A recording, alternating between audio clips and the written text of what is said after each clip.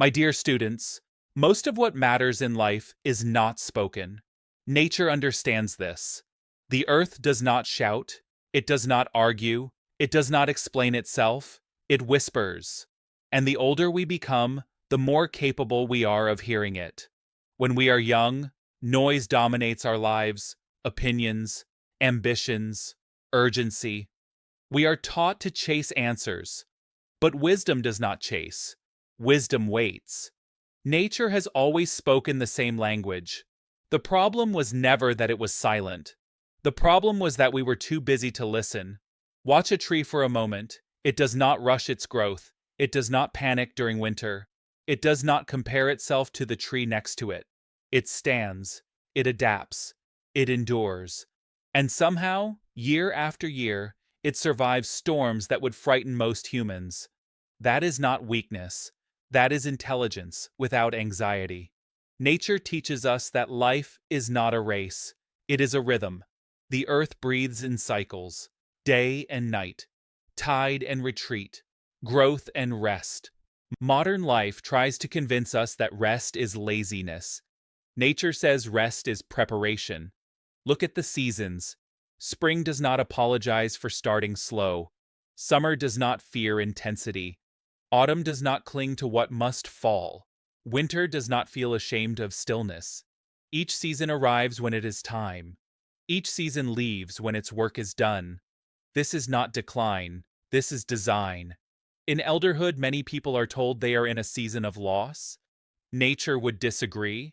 Nature would say you are in a season of integration. You have lived enough life to understand that not everything needs fixing. Not everything needs explaining. Not everything needs reacting to. The earth whispers this truth constantly. Still water reflects clearly. Agitated water distorts everything. The same is true of the mind. When the world feels loud, the answer is not more noise.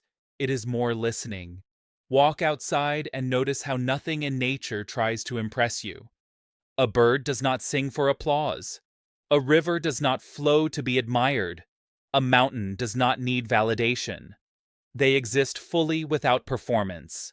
That is freedom. And freedom is something elderhood understands better than youth ever could. You have earned the right to slow down. You have earned the right to observe. You have earned the right to choose peace over proving something. Nature does not reward speed. It rewards consistency. A stream cuts through stone, not by force, but by patience. That lesson matters deeply as we age. You do not need to overpower life anymore. You need to align with it. The earth also teaches us something else, quietly but firmly. Nothing is wasted. Leaves fall and become soil. Decay becomes nourishment. What looks like an ending is often a transformation. This is important for those who feel the weight of time.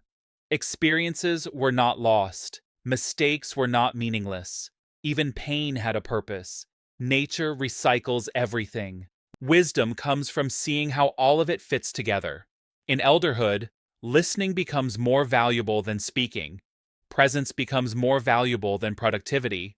Depth becomes more valuable than speed. The earth understands this stage of life better than modern culture does. That is why time in nature feels calming. It is not because nature is empty, it is because it is honest. It does not ask you to be younger. It does not pressure you to be faster. It meets you exactly where you are. And it whispers, "You are enough for this moment." If you listen closely, you will hear it.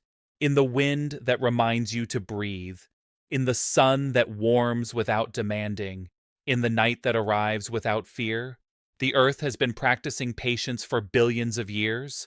It has wisdom for those who slow down enough to notice. My dear students, elderhood is not the end of learning. It is the beginning of listening. Please like, share, subscribe, and ring the notification bell so you don't miss our next video.